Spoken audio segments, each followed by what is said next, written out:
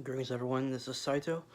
I said that I was gonna probably start doing, I guess you could say, vlog sort of things, kind of off the cuff, no real script and things about it.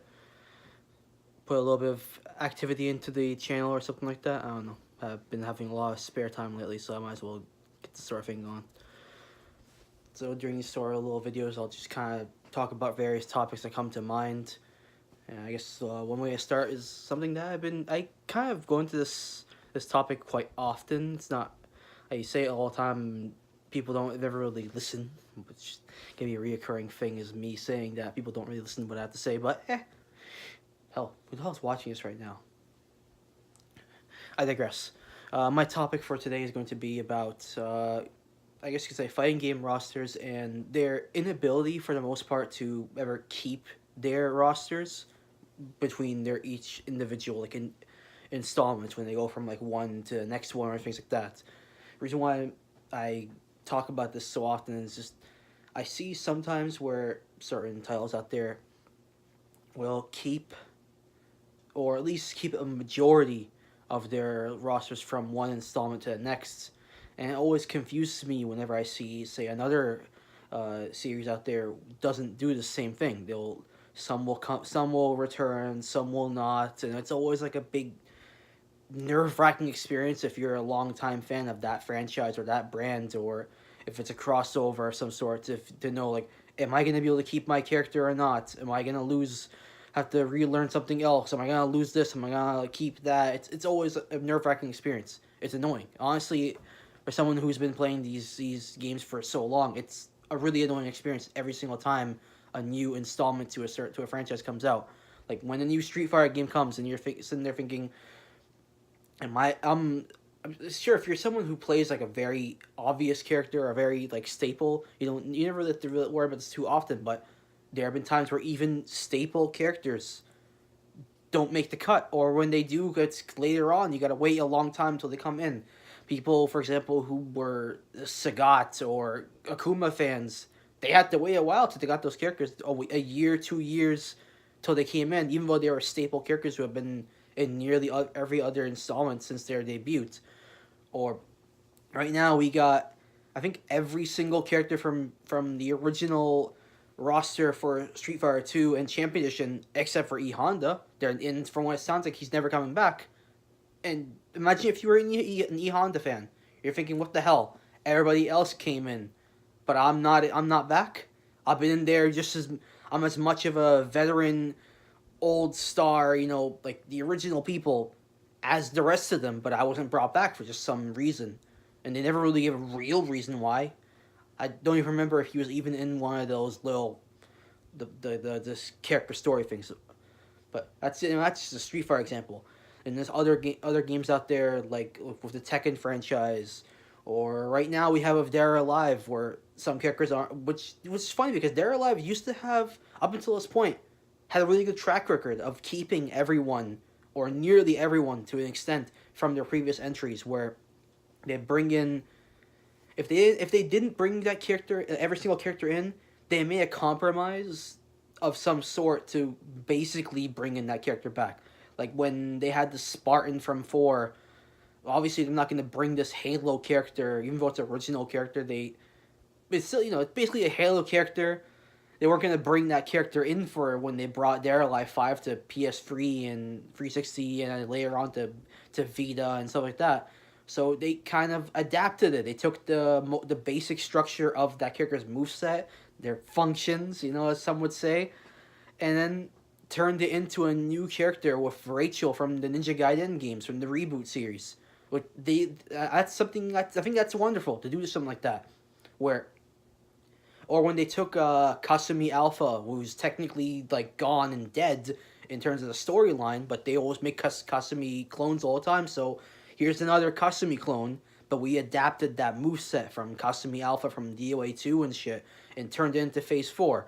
Or for storyline reasons, we can't bring back Tengu, who's dead from DOA 2, but we can remake that and make it into Neo Tengu, and then now it's like two birds with one stone, where you have a new character, and but we have a new like waifu for all these freaking the target demographic that likes that stuff, and then we also have a legacy moveset or a character brought back. So like Dead or Alive did a really good job of that, and then now we have Dead or Alive 6 coming in, and where characters aren't coming back. We don't have from what we're seeing, Leon's not back. Apparently, I think they're just combining the Bayman and Leon stuff into one. I think that's what's going on, but I'm not sure. I think the demo comes out soon, so maybe I can check that out. Honestly, I don't give a shit about that character, but if someone may do care about that character, and now they're thinking, what the hell? So like we lose certain characters or things like that, or people were worried for a while about, like, some people really wanted Christy to come back, and now she is back, thank God. But well, some of us are saying thank God, some of us are not saying, but I'm saying at least bring everybody back. And then, it was a big nerve-wracking experience of wondering, will this person come back? Or now we have Momiji and Rachel fans going, what the hell, where's this character? They're gone now. Or so on and so forth. So when people like me, for example, I say straight up, I'm not picking up Dead or Alive 6 because I really got into the series. Like, I used to play the older ones, but I really got into the series because of 5 when they brought in the Virtue Fire characters. That was, like, to me, that's wonderful.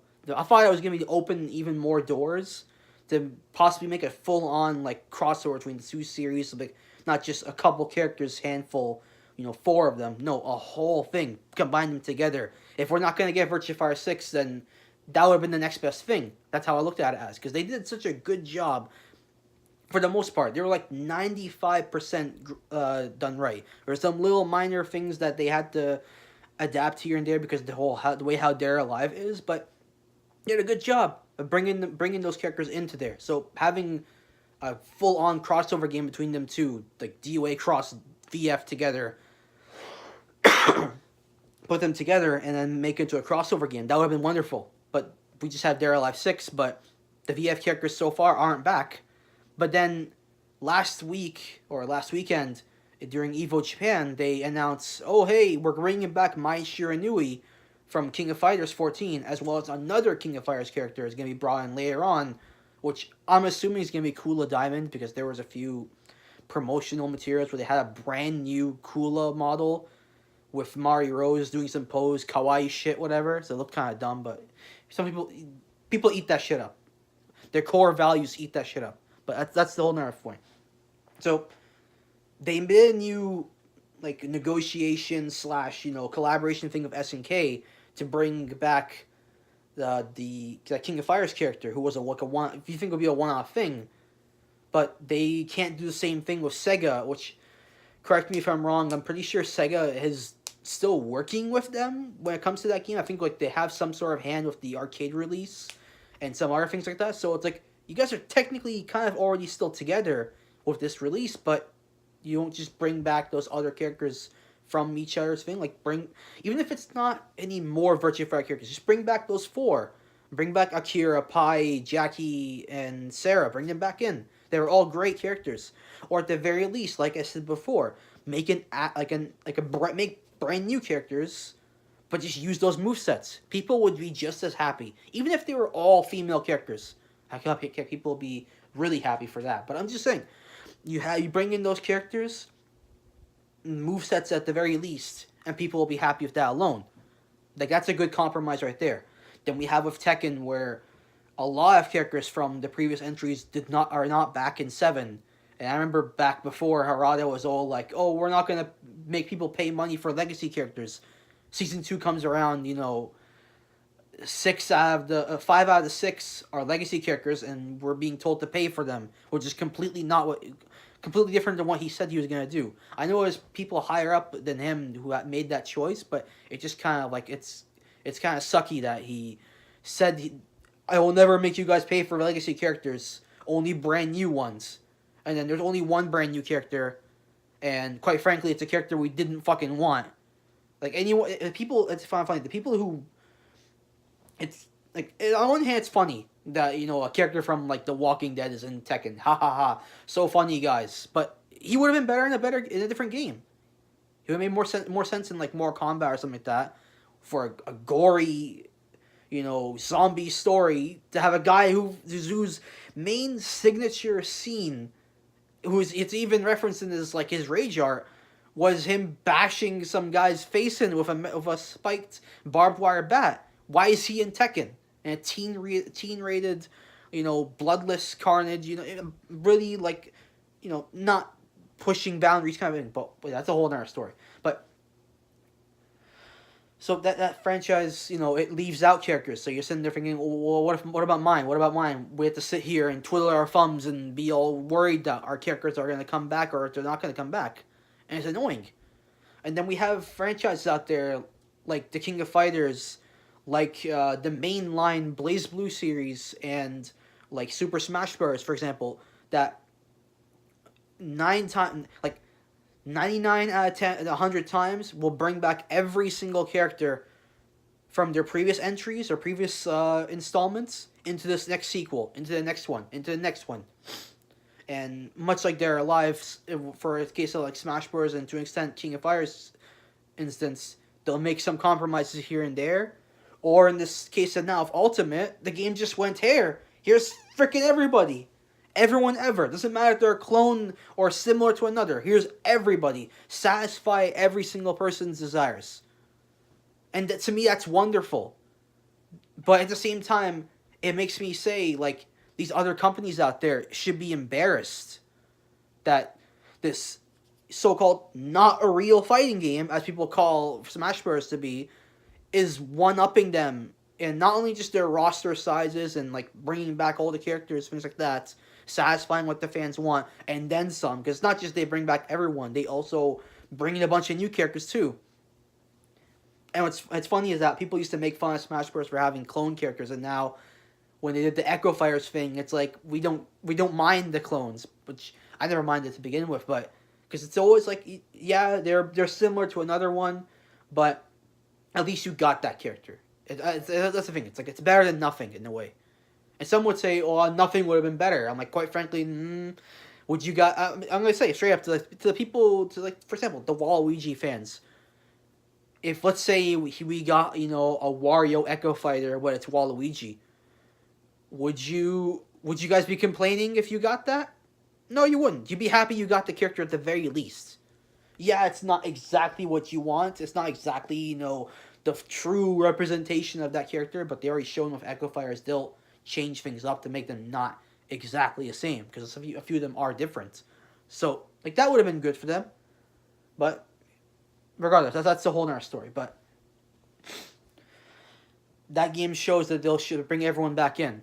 King of Fighters, in a lot of instances, will bring back nearly every single character in like a layer installment, especially in their Dream Match, like the Dream Match games, like with 98 and 2002 and things like that. When they bring back like literally everyone, to the point that I remember when I used to play 2002, when I first played it back in the day, I put in the coin, press start, and then the game, I forget what the song sounded like, but it's like it has like the text flashing. Everyone skips the little tutorial thing. So put in your coin, press the button, and then it says King of Fighters 2002, and then you see this big, huge character select screen, and then you hear this voice go, "Pick up your father," and you're like, "What?" And then you see all these characters, you're like, "Where's my character?" And then you have like 15 seconds to choose your team, and well, you just got given I don't know, Chang, maybe Kyo, and some random other character that you don't even know how to play, because you didn't have enough time to choose your characters, because there's so many to look for. And then it takes you like 3, 4, 5, 6, 7 times to finally know where all your team is, and then you finally choose them, and it's all good and dandy. But that's what I'm saying. It brought everyone. It brought nearly every single one, and it satisfied every single person who plays those games. I think when that happens, it's wonderful. BlazBlue did the same thing. As much as people like to say that I completely hate Arc System Works, I can say straight up, that's awesome that when BlazBlue would do a new sequel, they bring back everyone from the previous game every single time. Or in one instance of I think Chroma Phantasma, they took the two robots, the Muracamos, with I think Lambda Nu, they put them into one. You have like a stance change. You can change the 2 different modes. And then later on, they split them back up again. I personally think they should have just been one character, but regardless. They bring back every single one, and then they bring in new characters too, and then they had the DLC and blah blah blah. But I'm saying it'd be nice. It's nice that you never lost your character. Should there be changes between the two, between each version or each sequel? Maybe your character from back at Calamity Trigger, the first one. Maybe they're not like how they play now. Maybe they completely changed to how they were when they first came out. But at the least, you get to keep your characters. You get to keep the ones that you have your attachment to. You don't have to sit there and be like, is my character going to come back? Am I going to be able to play them some more? I've grown attached to these. Like, they become a representation of yourself in a way. When you really get into these franchises and you really play them a lot for these many, many years. There's people out there, they completely will swear off a franchise or a game because they lost the character that they used to play with, because they truly resonate with those characters. Imagine right now, and this is the funny thing about it is that, for example, like people who play like Street Fighter and things like that, how many times we had to count our lucky stars for like people who play like Ryu and Ken. How many times did we look through, when we read about the development history of these games, how many times in a row where the Capcom devs are saying, oh, we were about to not bring back Ryu and Ken for the next installment, and then we had so much backlash we had to put them back in. How many times? Again and again and again. It was like, I think 2 or 3 times in a row this happened. With 2, they were going to not even bring them back in 2, and they were not going to bring them back in 3. Now, I think 4, obviously, they finally learned their lesson there. They're going to keep them in, because there was a big, huge Street Fighter 2 Panzerfest. Not saying it's a bad thing, but just saying they clearly were targeting that Street Fighter 2 demographic with that game, for the most part. And then Street Fighter 5 was all like, oh, we don't know if we want to, bring these characters back or not. At the same time, we do, but we want to make them very different for how they were before. Like, look how Ken looks like now. He looks nothing like how he did before. Or some characters just look completely different than what they looked before, because they really wanted to shake things up. And to some extent, that throws some people off. Some people really don't want to play certain characters because they don't look anything like how they did before, or their change doesn't resonate with what people thought that character should look like. For example, like some people really don't like how Ibuki looks like right now. Some people really don't look like what they did with Juri in terms of how she fights and how her moveset is, which is weird because she's not too old. It's strange that they would change her up so much when she's relatively new. When you look at it in their answering of things, that's my point.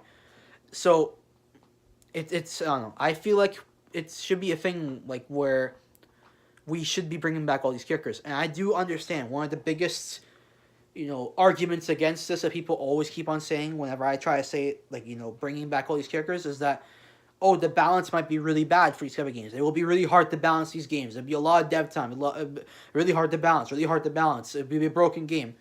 When I look at them, I'm like, okay, but this game just compromised its roster and it's still unbalanced. So what was the point? Should have brought everyone in anyways then, at that point. And then there's some games out there that it makes me confused that they don't just throw in everyone when the actual dev work for that game isn't very much. There's some games like BlazBlue Cross Tag Battle where it's more or less reused sprites and assets from their previous games, to the point that they don't even mesh well with each other at all in some ways. Like, we used to make fun of some things back in the old days when it comes to like Marvel vs. Capcom 2 and Capcom vs. SNK 1 and 2, where certain sprites didn't look right compared to other ones. Like, you look at, say, like those Street Fighter Alpha sprites versus all the SNK sprites, because they're all brand new things, and then there's these Alpha Ryu sprites, and they're like, what? That looks kind of weird. They kind of clash together. But then now we have BlazBlue Cross Tag Battle, where we've got like sprites from Calamity Trigger that are like, I think something like 10 years old now, clashing with the brand new Ruby sprite that looks like phenomenal in comparison, and so on and so forth. And it's like, why are we right now, currently we're a 40 character roster, soon to be 44 apparently with the update, but who knows when the hell that's coming, which kind of weird that's only 4 characters being brought in. It should be more. But that's my point.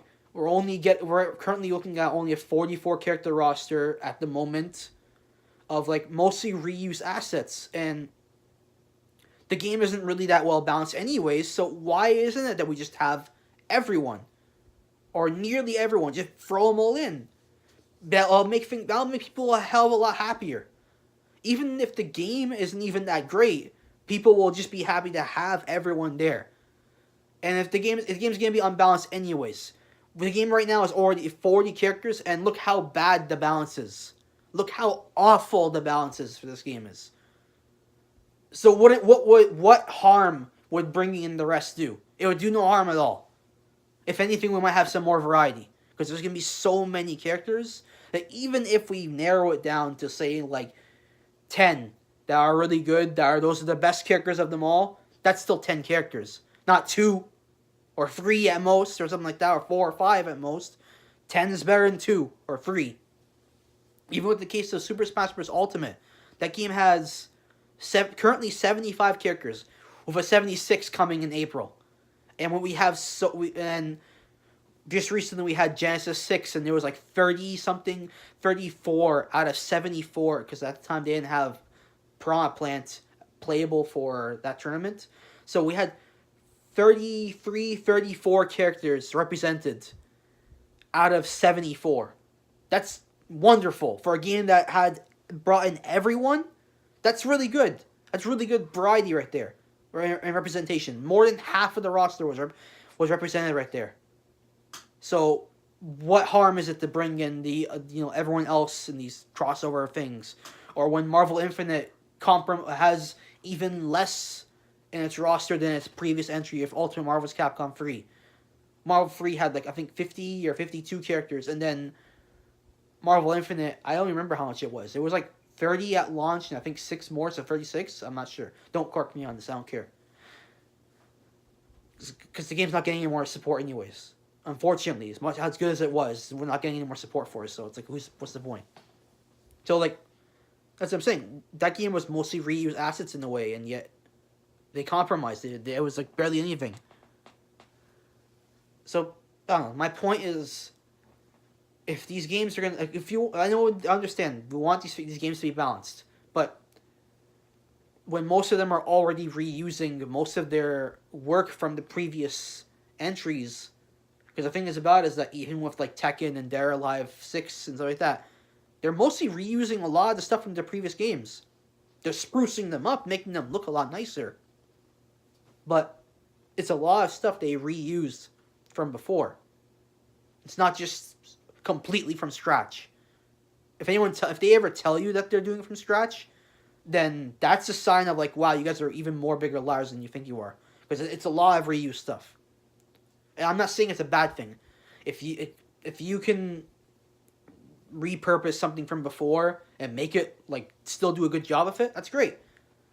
Always, if you can make things cheaper and then have more, that's wonderful. So I'm not saying reusing assets and models is a bad thing. If you can make it work, then that's wonderful, in my opinion.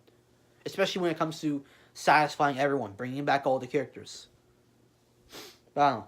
I ramble a lot, and once again, I didn't really script this at all, so I just kind of just said what's off the top of my head.